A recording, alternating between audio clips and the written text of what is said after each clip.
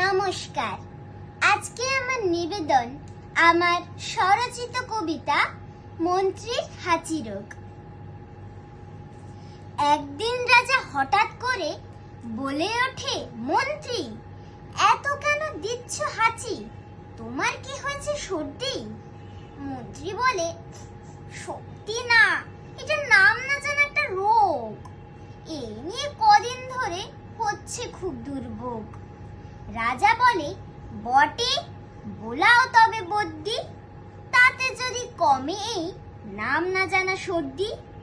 বদ্যি বলে, এনার যে বুকে হয়েছে ইনফেকশন, তাই এনাকে লাগাতে হবে মস্ত বড় ইনজেকশন। শুনি মন্ত্রী বলে, ভয় লাগাবো না আমি ইনজেকশন, থাকুক গে বুকে আমার বড় থেকে বড় ইনফেকশন।